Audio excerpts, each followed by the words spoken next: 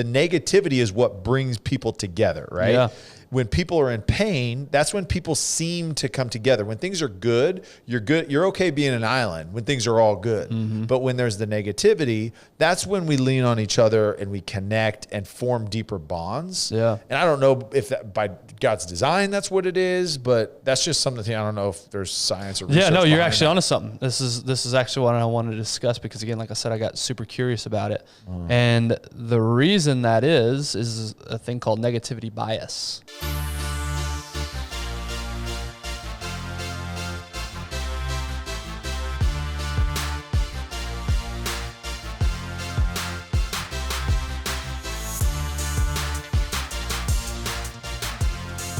Would you categorize yourself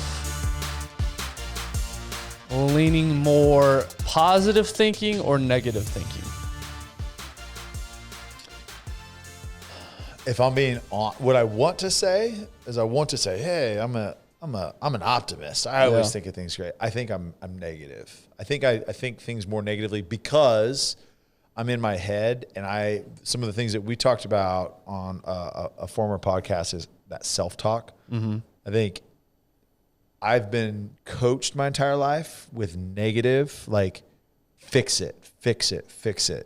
Do it this way. You're doing it wrong. So I talk to myself that way. So I think I've got that lens over life, like what's wrong with it because it needs to be fixed. Yeah. So given a scenario, like right now, economic outlook. Yeah. I know you don't pay attention super ingrained, in depth of it. But do you have a positive outlook, negative, or you just try not to pay attention to it? I think it's different because we're in a little bit of a position where, like I just spent like $95 filling up my gas tank today. And I'm like, jeez, what? Have you seen those stickers where it's Biden pointing at it says, I did this. So funny. But I don't know, man. Stuff like that, like the overall deal, like I try to look at it like, hey, there's going to be an opportunity here. Mm-hmm. Like I think the opportunistic side of me comes out. I don't think negatively necessarily like big picture. Like the Russia-Ukraine deal, like I was thinking kind of like, all right, like hopefully this is like a perspective shifter for us and this is going to do something good. Like this is going to unify us. And I was wrong. My optimism was wrong. We forgot about it 8 weeks ago. Yeah. Something happened on Barstool and people forgot about it. Yeah. So, Elon buys Twitter. Right. Yeah. Everybody forgets about it. Good gosh, that's taken over everybody's I conversations. saw something the other day. It's like, it's so funny that 95% of the people that are freaking out that Elon bought Twitter drive a Tesla. That's funny. That's good. So, but overall, man, like I think the day-to-day stuff, I think I have more of a negativity. Do you? Too, like I think I do this with you and Darren a lot is I'll come in and like I just have a negative perspective of things. And I don't know if that's just kind of the phase of life that I'm in. And I hate it. And I'll catch myself after I say it. And I'll be like, you're hard to be around. That's what I'm saying. It's a little dark when Tyler walks in the room, right? It's like, oh, here we go. Here comes the cloud. Let's hear how bad he has it. But I do think that like on the small stuff, I've got a negative perspective. But when it's big picture, and part of that has to do with my faith, and it's like, look, it can't be that big of a deal. I mean, what's the worst that can happen? Like I die, and then I'm in heaven. Yeah, And it's like I think big picture, I have that lens, but on the day to day, I get really stuck in negativity. Yeah, no, I'm with you, and it's something that I've been aware of lately, and so I'm trying to flip it. Yeah, in my mind. Yeah. And I want to talk about at the end just ways that you can flip negativity when negativity strikes. But the easy low-hanging fruit example is the news and social media. Yeah. And they understand negativity sells. They understand leading with, mass shooting coverage is going to be a lot more, is going to induce a lot more ratings than leading with, the cat was saved from the tree by, the fireman. Yeah. In fact, it's funny. I was, because I got really curious about this. Where does negativity come from? Why are we so attracted to it? Like, why when you're driving down the tollway, there's a wreck on the other side. Now all of a sudden I'm having to deal with traffic because everybody's curious about what's happening. That's just so fascinating to me as human beings, why we're so attracted to negativity. Yeah. We talked about this the other day. Out of the last 10 things you shared with your friends, how much of it was actually positive news and how much of it was either making fun of somebody or a negative story? For whatever reason, not for whatever reason, I actually have the reasons here, and I wanted to go through those today because I got really curious of why we're so attracted to this. You know what? Okay, so this is totally on the spot. So I'm going to try to put my words together that makes sense, but also calling us out, you, me, and Darren. When we started this show and what we wanted the format to be is we had the positive spin on, like, we want this to be positive, right? In an overall negative media culture. But what do we do, though? We want to tell good stories, but we want to connect with people because of the negative things, right? We frame it like it's not as easy as you think. It's really hard. And I don't have to take that tone with my voice like, hey, I'm making fun of us. But think about it. Like, to get people to connect sometimes you have the negativity is what brings people together, right? Yeah. When people are in pain, that's when people seem to come together. When things are good. You're okay being an island when things are all good. But when there's the negativity, that's when we lean on each other and we connect and form deeper bonds. Yeah. And I don't know if that by God's design that's what it is, but that's just something I don't know if there's science or research. Yeah, no, you're actually onto something. This is actually what I wanted to discuss because, again, like I said, I got super curious about it. And the reason that is a thing called negativity bias. Yeah. And that's what I wanted to talk about today. So early on, you think about early on human history, paying attention to negative threats was a matter of life and death and meant that we were also more likely to pass down those genes. So think about way long ago, threats meant, or paying attention to threats meant survival. And then you start having kids, and that's how you raise them up in genetics, and that's just how it gets passed down. Just think about it. When we raise kids, what do? We use fear a lot of time. Like, if you're not good, Santa's not going to bring you a present. Yeah. If you run across the street, you're going to get hit by a car. Right. If you wander off in the store, you're going to get kidnapped. Like, we use that a lot. Yeah. I mean, I use that word for word with my kids. Like, you're going to die if you don't brush your teeth. Yeah.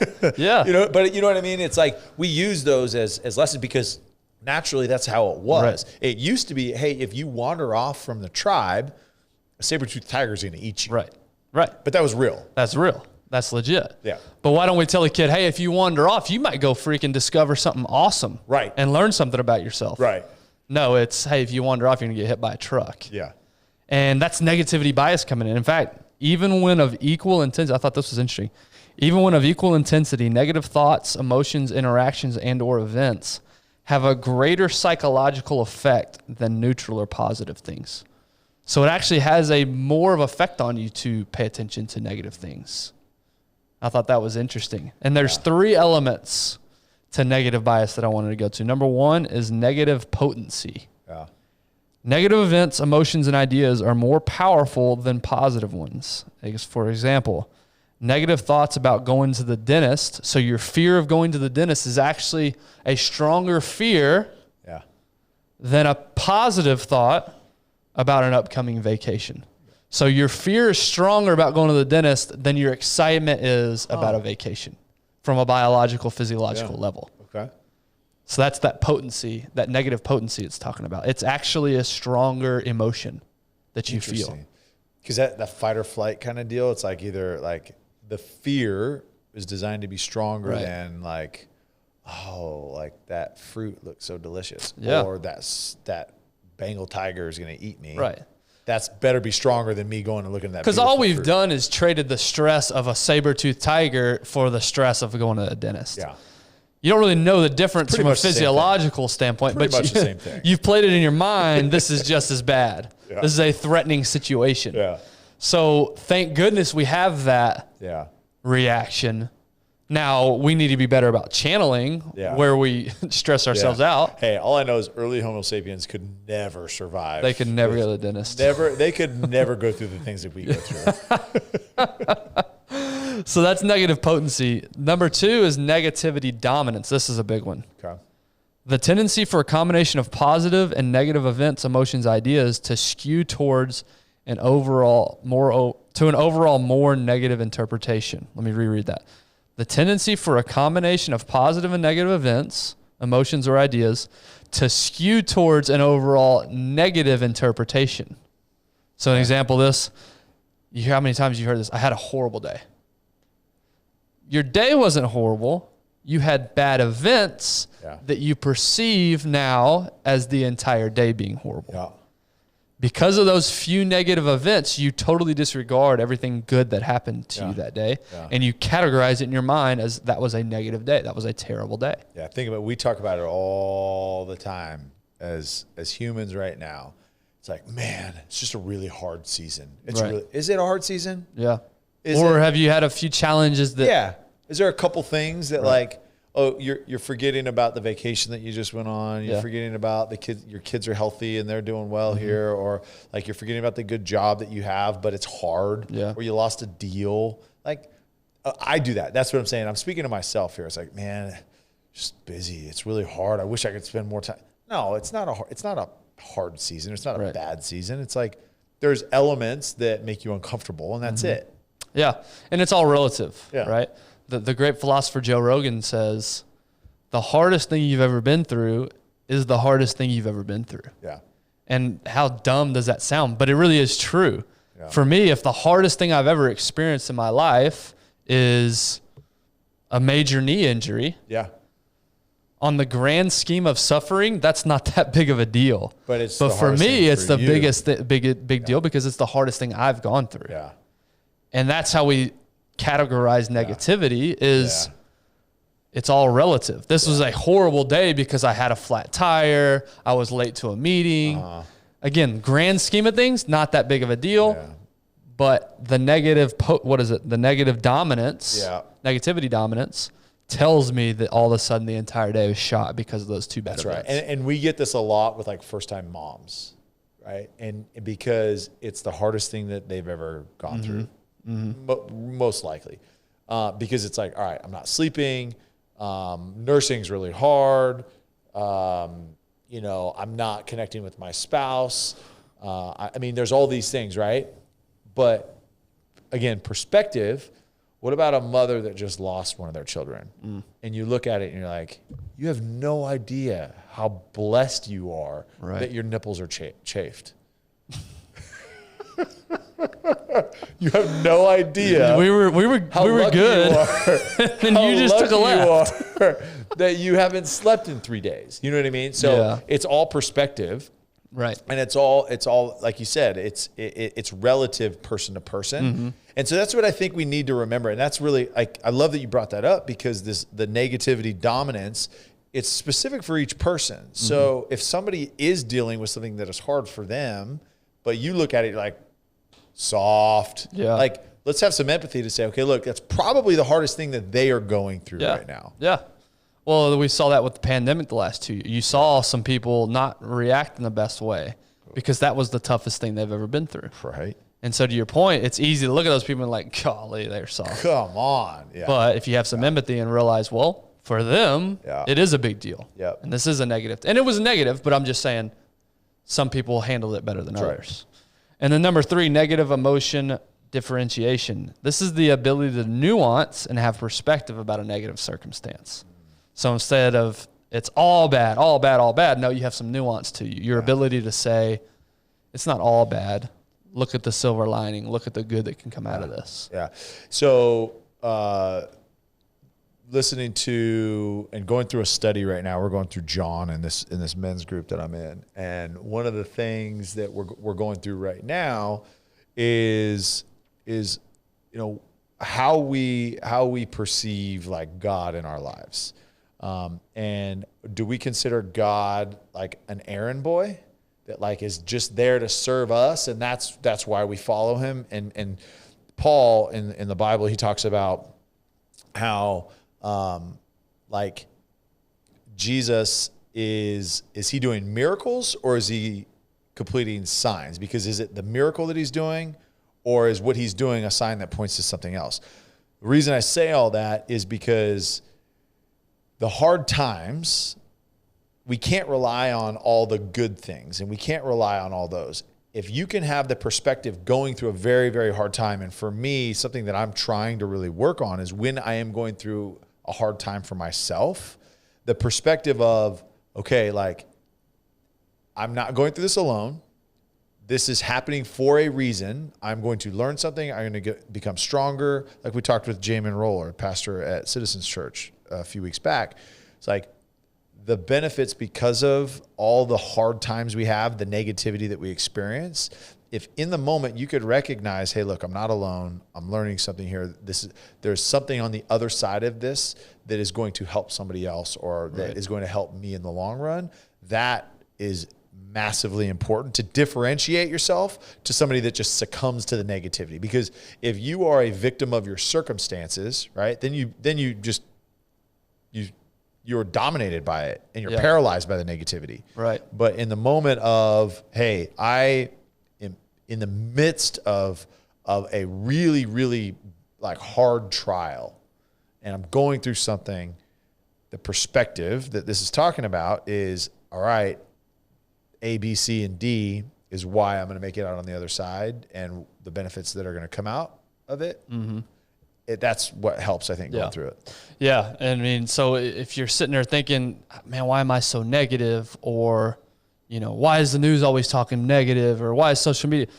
There's a reason for it. There's a physiological reason. So you're not weird. There's nothing wrong with you. It's how do you cope with it, though? How do you get better? And that's what I want to finish talking about is what are ways we can spin this. But before I get there, it actually was interesting in my research. There was actually a news media outlet, I think it was in Russia or in England. They tried to start a network that was positive news only. Huh. That's all they wanted to cover was positive, and it failed within not very long. I forget how long it said, but nobody was interested in it. How fascinating is that? Again, we complain about negative stories, but then now somebody's providing a network that you say you want, and nobody pays attention to it. Oh, 100%. How many millions of views does, a street fight get, as opposed to, somebody going and handing out food to a homeless person? Now, let's just leave it at that. Yeah. We're more drawn to the negative. Yeah. The other thing is you hear people say, I hate losing more than I love winning. And I used to think that was such a cheesy, corny phrase to say, but it really is true. Loss aversion is a real thing. The pain of losing is psychologically twice as powerful as the pleasure of gaining. So again, like what we're talking about. So that's another element of negativity bias. It really is a real thing that you feel a loss more than you appreciate a win. Yeah. And it sounds cool to say, but I guess technically they're not wrong. No. Yeah. So how do we reverse this? You've touched on it a second ago, but I just threw out a couple of ideas because, again, this isn't something I've got nailed down, but it's something I'm trying to get better at. Yeah. And the first thing I wrote down was disconnecting. So if all else fails, just step away. Turn off the TV. Turn off the phone. Yeah. It gets a negative connotation, negativity, burying your head in the sand. You certainly don't want to just be out of the loop. Yeah. But if you just need a second, you just need a breather, turn it off. Go listen to something else. Yeah. Go focus your mind on something else. So that was the first thing I wrote down is disconnect. So with that, I think that's huge. I think to be able to disconnect yourself from the situation so you aren't looking at it from the inside out, right? Mm-hmm. Your view is minimized, right, when you're in it. If you can come back and take a 10,000-foot view of where you're at currently, and I think, the severity of the negative situation that you're walking through dictates maybe how much you pull out. Like, is it, hey, I'm just going to take an hour and I'm going to go for a walk. Okay, maybe that's enough. Right. Or is it, hey, I need to go out to the wilderness for 4 days and not talk to a soul and turn my phone off? Maybe if you're going through something really, really serious, maybe that's what you need to do. But I think that's really important to be able to just take a step back and let your perspective settle down and recalibrate to what reality really is. I think the level of disconnect is equal to how much you can do about the situation. Yeah. So if it's something that you have no control over, if it's a problem on the other side of the world that you literally have nothing, that there's anything you can do about it, Yeah. you have a little bit more disconnect that you can take. Yeah. If it's a fight with your wife or your husband, that's probably less, you don't need to withdraw for a long time. Yeah, it's probably on not that. super healthy if like you're in a fight over the dishes or trash. Be like, I'm leaving for 4 days. All right, I'm out for 4 days. I'm going to go to the woods. It's probably not a good idea. So you want to disconnect so that you don't say something stupid, do something stupid, but getting back into the and doing something about it. Unplug from social media. Right. Like my wife does on Lent. She gives up social media for every year. And you can visibly see the positivity coming into It's her. crazy. Yeah. And again, you want to be connected. You want to use it for the good things, but it's just too easy to fall to the bad. So that's number one. Number two is framing. And this is just another word, perspective. Yeah. Do you see the glass half full? Do you see it half empty? That whole cliche. Actively focusing on the good of the day as opposed to just the negative event. So framing the situation, taking that 10,000 foot view, getting a different perspective, understand things aren't as bad as they seem. Yeah. Yeah, one thing some friends of ours do every year, and they do this annually, they'll do a little staycation in Dallas, but they literally will review their year and put the positives and the negatives that they had throughout the year and just like walk through those, and they'll literally just kind of log it and keep score. And every year they're like, you overlook all of the like great things that happen to us. And it's like, oh, okay, we've got it pretty good. Yeah. You know, so that's one thing you can do is literally just make a list. I know for me, writing it out makes it real sometimes. And so a list of all the positive things you have in your life and all the hard things that you got going on, just to reset that perspective. Yeah, and I think a lot of it has to do with personality, and maybe it was, football taught me this as well, but not celebrating wins. I'm only focused on the things I need to do better. Yeah. That was the constant message, like get better, get better, get better. Yeah. So that's the mentality I take to a lot of things is, even if somebody compliments me on something or something goes really well, my mentality is to just focus on the things I need to improve still. Yeah. It's funny you say that. In our special teams constitution, in college, we have to recite it every single meeting. And one of the things was we celebrate all wins. And it was something that was over my head at the age, but I think that is important to do, is to make sure you do celebrate those wins. Yeah, make it a big deal, right? Third thing I wrote down is turn to gratitude, which all these have to do with each other, but what are you thankful for in your life? Just remembering that, not being so caught up in all the bad stuff that's going on, but what are you truly grateful for? What are the good things going on? Number 4 I wrote down is use it as fuel. Instead of seeing negativity as a bad thing, see it as a positive thing. How can I use this negativity? How can this motivate me to take action? How can I take this loss and turn it into future wins? How can we come together? A lot of negativity in culture. How can we use that to come together and bond together? As opposed to ripping us apart. We talked about this in the wisdom series. Again, how do we use this negativity, these hard times, recognizing that, okay, hey, if we learn from this, this can be a very, very impactful tool on the other side of this that we can use to help other people. Yeah. And then lastly, I wrote down, and it always comes back to this, is go serve somebody. If all else fails, if you're having, a terrible time, go find somebody and do something good for somebody. Yeah. I think that's another good way to flip your perspective, flip the negativity into something great, which is find somebody in need. Yeah, we went to the Children's Cancer Fund here in Dallas. It's a big event. Roger Staubach and Troy Aikman have chaired it for years and years. They just announced Dak is replacing Roger as one of the honorary chairs. But talk about service and talk about perspective. This is an amazing event that is like overwhelmingly positive. It's awesome. And what they do is they take either children that are currently battling cancer or kids that have battled cancer and are in remission. But it's like a fashion show, and they get to when they get selected, they pick, what do I want to be when I grow up? And so what they'll do is they'll pair them up with like the biggest celebrity or well-known person in that position. Like a couple kids wanted to be police officers, so they got like the top 3 Dallas SWAT guys to walk them down the runway in their outfits. Like football player Tony Romo walks them. Dak walked them down. But what it is, man, is it's amazing because one, it's overwhelmingly joyful and it's like, that's awesome.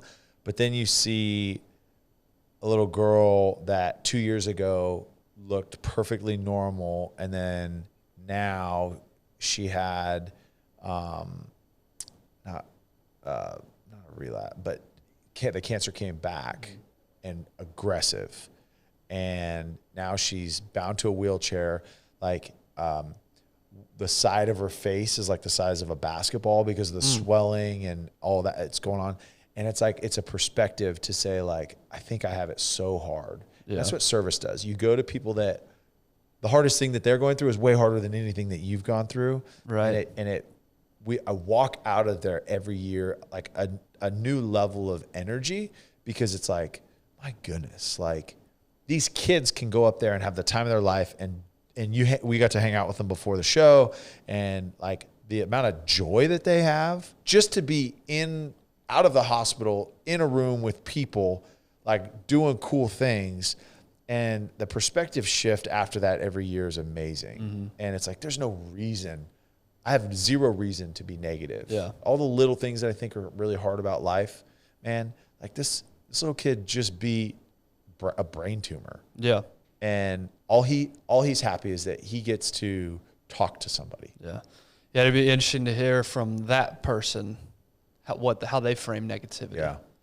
Because, we can look at them and say, hey, we don't have it that bad, but then what do they do? How do they handle negativity? 100%. So, and honestly, Tiffany and I, that next morning, funny enough, we went and spoke to some kids at a cancer camp that Tiffany and I help with. And they're getting ready to graduate high school, so they've gone through this program. And one of the things that I had said to him was like, listen, y'all have a superpower that 99% of the population does not have. You have a level of, one, perspective, but two, hope, because you've battled things that are harder than anybody else is going to go through. And so, man, like you said, their perspective of negativity, man, it's a superpower, I think, because of what they've experienced and gone through, and friends that they've lost because of the community that they created in the hospital. Like, you cannot be around these children and not just have a smile on your face, because there's so much life that they have. Yeah. Yeah. And assuming they get through that you're right. That's an experience they can draw on. Right. So if you're somebody listening to this and, you do tend to be more negative, I think I lean that way as well. Understand, number one, it's just a physiological, like to an extent, there's nothing you can do about that. Yeah. However, hopefully incorporating, it's just like any skill. It takes skill to flip it on its head and to look at the positive. Yeah. So hopefully you guys can take that. Again, there's a lot of negativity going on right now, but let's not focus on it. Let's focus on the good things. That's right. So hope you guys enjoyed it. Hope you have a great rest of the week and a great weekend, and we will catch you next time.